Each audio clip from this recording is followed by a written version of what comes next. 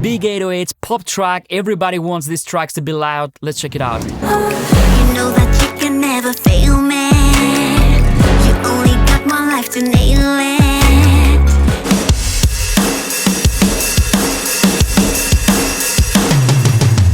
Okay, that's stupid loud. I would never do something like this, but you can still do it if you want to. If you've been making music since the 90s like I have, you'll know exactly why today's video is a really special one for me.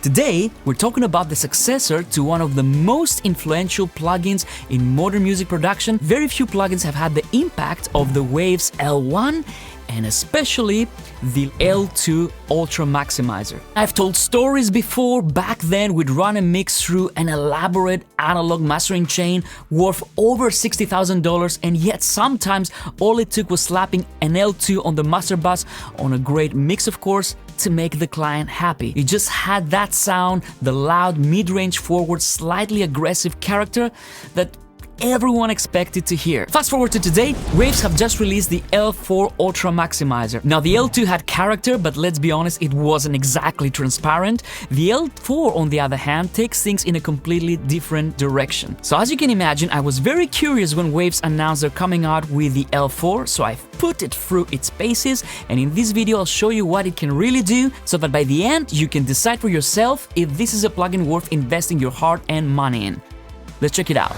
This is the 4 Ultramaximizer. As you can see, it resembles the L2 a little bit, but it has a trick up its sleeve I'm going to show you in a second. What I'm going to do straight away is I'm going to run it through material that has a really large crest factor. This is very challenging for limiters, so I'm not gonna give it an easy time, I'm gonna give it a hard time, and this is pretty much the material that I use on my mastering masterclasses, so I can show you exactly how to master with challenging material like this. So the first thing I want to say is that if you're used to the workflow of the L2 like I am, everything works in a very similar way, so you can still do this trick right here, so you can bring down both the threshold and the ceiling, which in my opinion was one of the coolest early attempts for gain staging. But there are some more things right here that I'm going to explore, because these actually make a huge difference to the sound. We have different modes. We have modern, smooth, aggressive, safe, and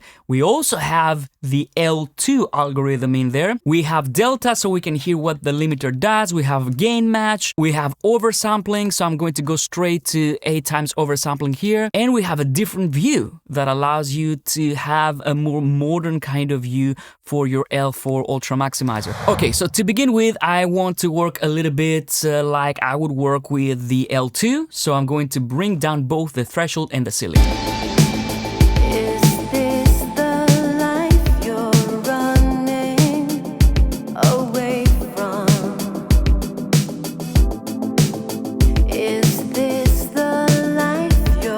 So I'm limiting around 6 to 7 dBs right now, and here's where things start getting very interesting straight away.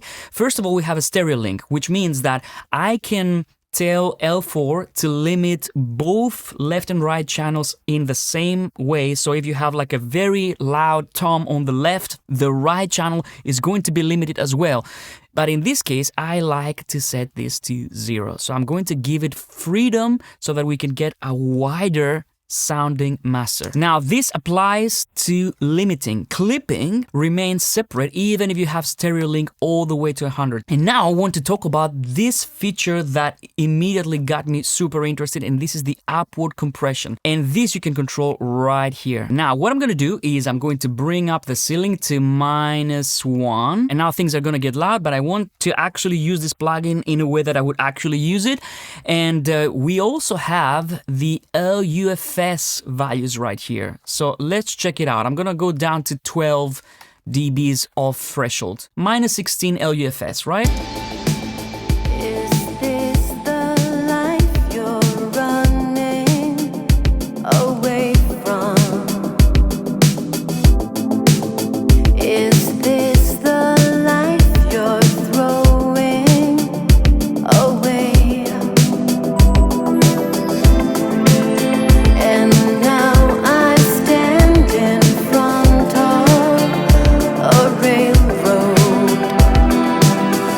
just like this, I went all the way to -7 LUFS effortlessly. And bear in mind, this is a mix that has a huge crest factor. It's not an easy mix. That's why I chose it. That's why I use it on my mastering masterclasses. It's designed so that it's challenging. I would never do something like this on a mastering scenario, just slapping a limiter like I always say. I would build up to this point, but the L4 can actually get you so close already to, I mean, -7, that would be way too loud for this track, to be honest with you. It needs to breathe a little bit. I would never do this. I'm not supporting the loudness wars here, right? But the thing is, many clients still want loud masters. I'm sorry, but this is the truth.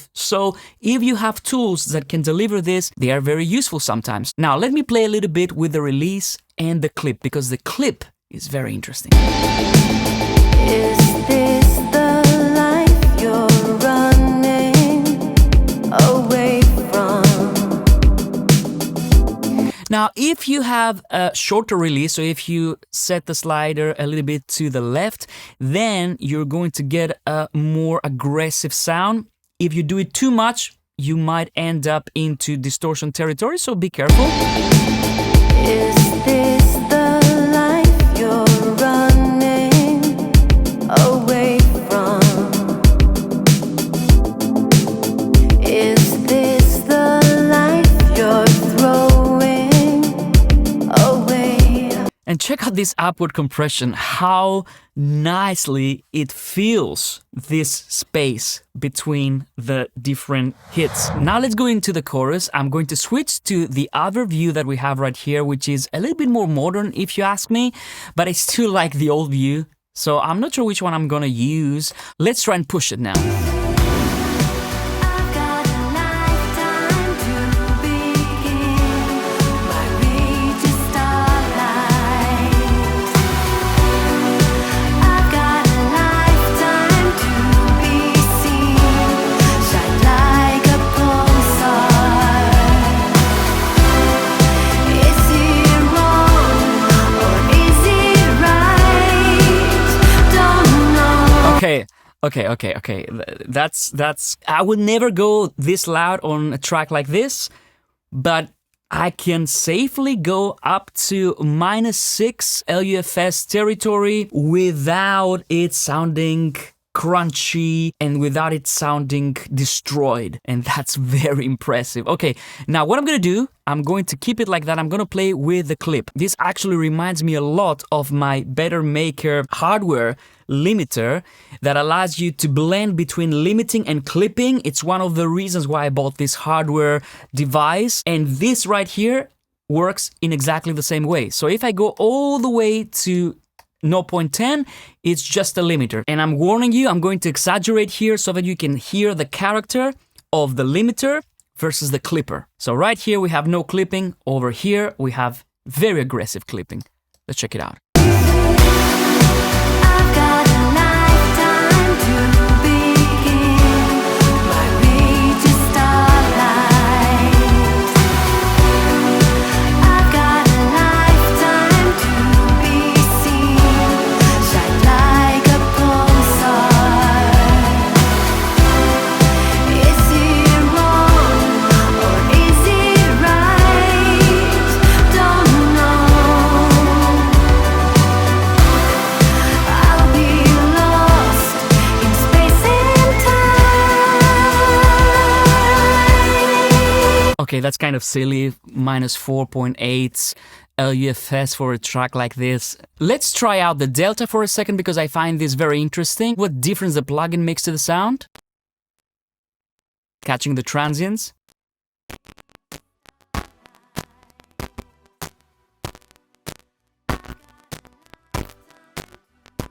Very interesting.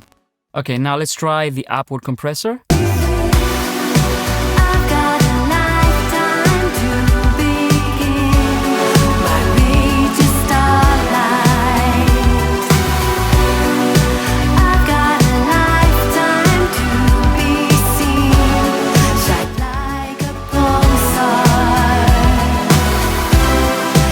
Is it Okay, that's quite impressive. I wouldn't go so far with the threshold right here, but if you bring up the upward compressor, then this can give you a very nice sound straight away without having to overlimit.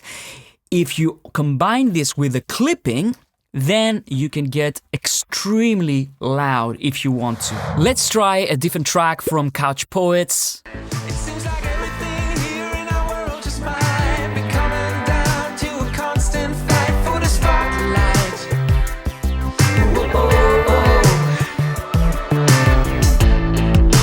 Made out for the movies. We've got the scene all planned. You know, I'm waiting for the time that this is going to destroy the transients, and it just doesn't do it. That's insane. For long. It seems like everything here in our world just might be coming down to a constant fight for the spotlight. Quite honestly, even when you use just the limiter, it sounds like a very, very good limiter. I'm not a big fan of limiters, you know this by now. I think they're not the way to get loud, so I'm very happy that Waves decided to add a clipper here. Let's try another demanding track, a pop track with huge 808s. You know that you can never fail me. You only got one life to nail it. And you don't have to be so low-key, baby. You need to fake it until you make it. You know that you can never fail me. You only got one life to nail it. And you don't have to be so low-key, baby. You need to fake it until you make it. You know that you can never fail me. You only got one life to nail it. And you don't have to be so low-key, baby. Okay, that's stupid loud. I would never do something like this, but you can still do it if you want to. Now I want to talk a little bit about the modes. We have modern mode, which is, to be honest with you, what I would use on this plugin 99% of the times. Then you have smooth. I would use this for material that maybe don't have too many transients. You don't want to go as loud. You have aggressive. Again, if you have aggressive music, this would work very well. Safe, which again, let's play all of them and see how they sound. You know that you can never fail me. You only got one life to nail it. And you don't have to be so low-key, baby. You need to fake it until you make it. You know that you can never fail me. You only got one life to nail it. And you don't have to be so low. I mean, you can hear a massive difference between safe and aggressive. I like aggressive on this track, to be honest with you. Now, let's try modern versus L2. You know that you can never fail me. You only got one life to nail it. You don't have to be so low-key, baby. You need to fake it until you make it. You know that you can never fail. You know, the classic L2 sound. It's crazy to think that L2 is now a 25-year-old plugin. That's crazy. With L2, I would never go that far. I would probably keep it somewhere. You know that you can never fail me. You only got one life to nail it. Somewhere right here. You don't have to be so low-key, baby. You need to fake it until you make it. You know that you can never fail me. You only got one life to nail it. And you don't have to be. Yeah, this you can push. This you can push big time. How about some drums? I would have tried it on my Modern 80s kit Max drums. And I'm gonna tell you straight away, the aggressive mode works amazingly for drums.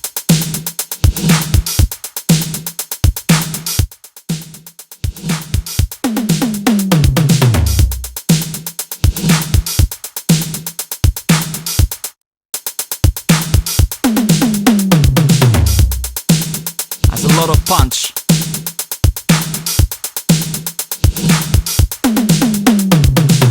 How about some acoustic drums? Let's make them massive.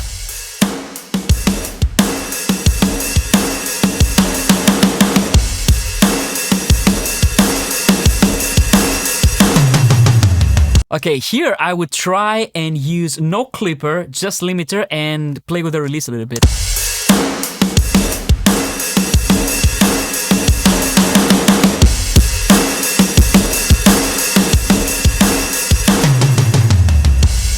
release.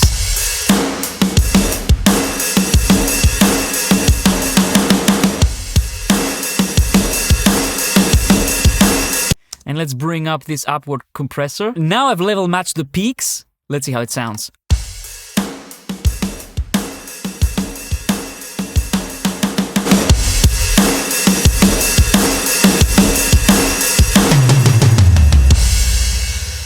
I don't know about you guys, but this brings a smile to my face. This is not just for mastering. This you can use for drums. I would dare to use it on vocals. Let's try it on vocals. For the vocals, I tend to like the smooth mode, and I like to use the upward compression to bring up this low level information. Let's level match. This is very dynamic. Play on, play on, play on till the DJ drops the beat.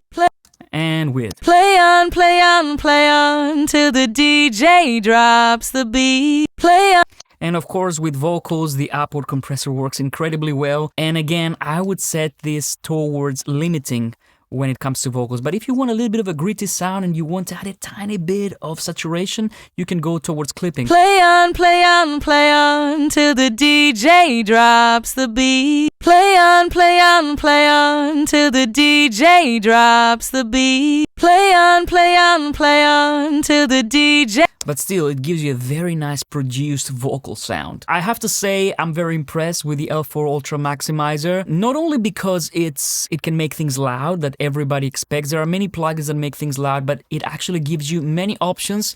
It's very easy to use. I like that we have the L2 because, believe it or not, I still use the L2 sometimes to just shave a couple of dBs on buses when I'm mixing. So I might have the L2 on my vocal bus, on my backing vocal bus, on my synth bus, just a tiny bit so I can add a little bit of this mid-forward quality. I still like the L2 for some things. Maybe not to get things ultra loud in the modern kind of mastering expectations that we have these days, but having it there and being able to just switch to it, I really like this. This plugin also has very low latency, so we're talking about, let's say in Cubase, 4.5 milliseconds of latency I can report here, so this is pretty good. In my opinion, this brings the L series of Ultramaximizers into 2025. So there you go, my friends, this is the Waves L4. In the comments down below, let me know what you think, and if you want to support the channel, I'm going to have links down below to get the plugin at no extra cost to you.